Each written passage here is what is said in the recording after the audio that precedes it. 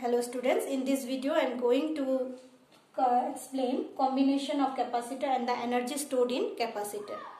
Let's start with the combination of capacitor. So capacitor we can combine by series or in parallel also. So this is quite similar as the combination of resistance. Let's start with the series combination.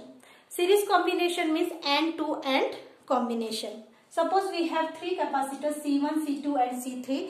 It is connected with the electrostatic potential, that is your V. Now we know that whenever there are two ends, there is a potential difference. So if you see here, C1 has the 2 points, C2 again 2 points, C3 again 2 points. It means for C1, here the potential difference will be your V1. For C2, the potential difference is V2. And for C3, the potential difference is your V3.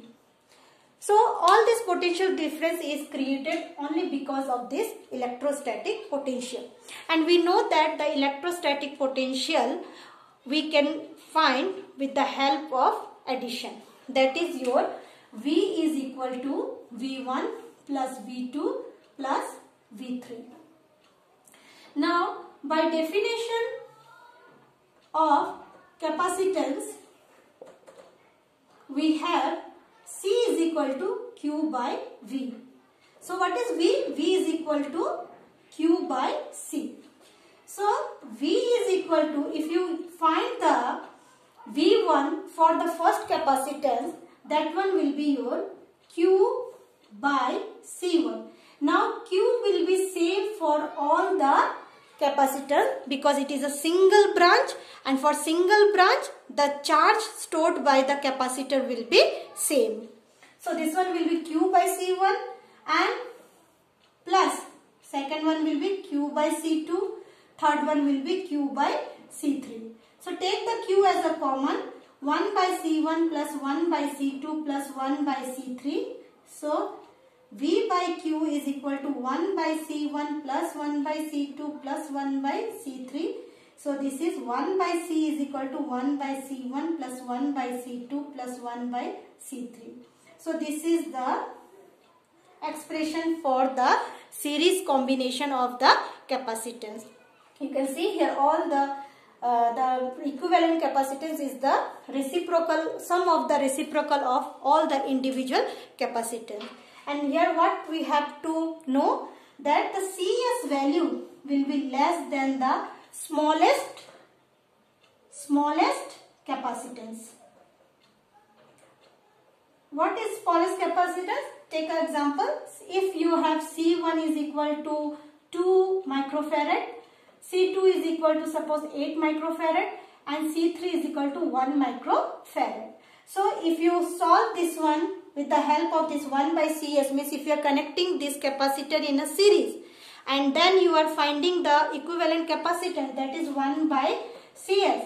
So this 1 by CS, after solving you will get CS, and that CS value is always less than 1 microfarad. The value you will get less than 1 microfarad because it is the reciprocal of sum of the reciprocal of the individual capacitance. So remember, the equivalent capacitance in series combination always less than the smallest value of the capacitance in that given circuit.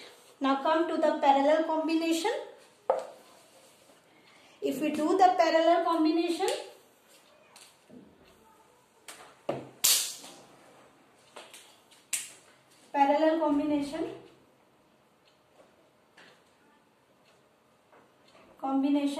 so make again three capacitors, connect them parallelly. This is your V, this is C1, C2, C3. Now here if you see that it has a 3 branches, so here the charge will be Q1, charge here Q2 and here charge will be Q3.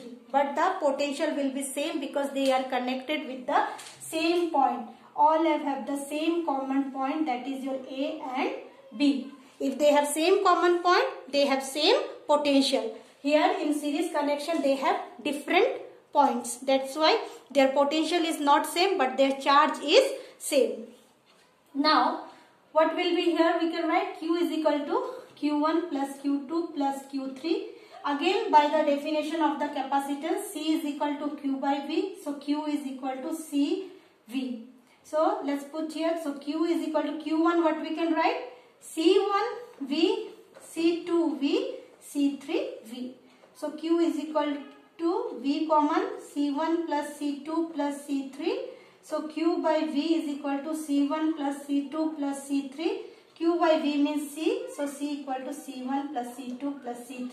This is the equivalent capacitance of the capacitor when they are connected parallelly. So equivalent capacitance of a capacitor is the sum of all the individual capacitor connected parallelly.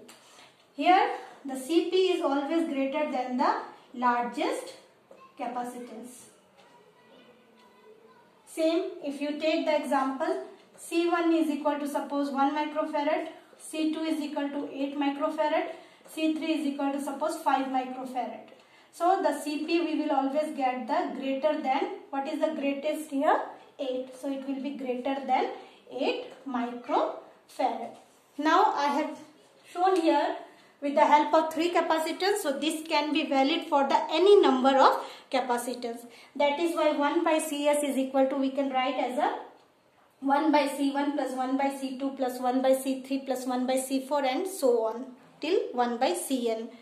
Here Cp is equal to C1 plus C2 plus C3 plus C4 dot dot dot till n numbers. Now energy stored in capacitor. What is the expression for the energy stored in a capacitor? So again here we will draw one capacitor, positive plate, negative plate. So whenever, this is the first plate, this is the second plate. Now whenever you want to transfer the charge from one plate to another plate, you have to do the work done. So if you want to transfer the charge from the second plate to the first plate, so we need a work done. So what will the small amount of work done? Small amount of work done to displace the charge from plate 2 to 1, or you can just write that it to displace the charge. So dW is equal to, what is the work done? Work done will be, it will be V into dQ. Small amount of charge means we are writing the expression for the small amount of work done to displace the small charge, that is your dQ from plate 2 to 1. So dW is equal to V into dQ.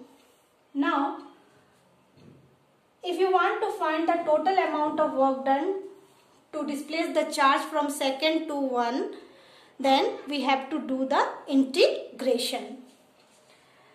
So here total amount of work done. So it will be integration of dW 0 to W, integration of V into dQ 0 to Q. Now what is V? By definition of capacitor we know that C is equal to Q by V. So V is equal to Q by C. So write here Q by C dQ, and this is 0 to Q. So integrate it, 1 by C integration of dQ 0 to Q. So if you solve this integration, 1 by C you will get here Q2 by 2 0 to Q. So 1 by C Q square by 2. So work done is equal to 1 by 2 Q square by C. So if you write this one, half Q square. Now Q is what? Q is equal to C into V. So this is C square V square by C. Cut this C, we will get half CV square. So we get the expression of work done in two ways. One is half Q square by C, another will be half CV square. Now this work done is always stored in terms of energy. So U is equal to half CV square. So this is the expression for your energy stored in capacitor. And be remember, the energy stored in capacitor for both parallel and combination will be same. You can connect the capacitors in parallel or in series. You will get the energy stored is same. So what is the expression for energy stored in the capacitor? That is equal to U equal to half CV square. Now with this I want to explain one more small topic, that is your energy density. Sometimes it asks in the board exam, define the energy density or find the expression for energy density. So just see here, energy density.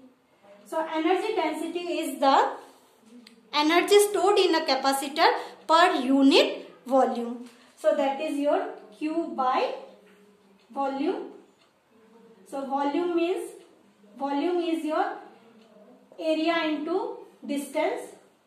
Now energy stored in the capacitor, we have two expressions, half Q square by C and also half CV square. Any one you can use. So let's use the first one, 1 by 2 Q square by C by A into D. So this is half. So charge is equal to what? Charge means this is sigma equal to Q by A. So charge equal to sigma into A. So 1 by 2 sigma square A square by C into A into D. Now just put the expression half. Sigma for the capacitor will be your E naught square into, because E is equal to what? Sigma by epsilon naught. So sigma is equal to E into E naught. So sigma will be E naught square, epsilon naught square, A square by C is what? A epsilon naught by D into AD. Now just cancel the common terms. What is the common here? A square is gone. One epsilon will go. 1D will be gone. So what is the expression for your energy density? That is half E naught square epsilon naught. So energy density, what we can write? Energy density is equal to half epsilon naught E square. So to find the energy density, just you have to use the energy per unit volume. Energy, you write the expression as a half Q square by C. Then replace the Q in terms of surface charge density. Once you replace the surface charge density, then put the value of the electric field, that is sigma is equal to E by epsilon naught. So from that you can find half epsilon naught E naught square. So that is your electric density. Thank you.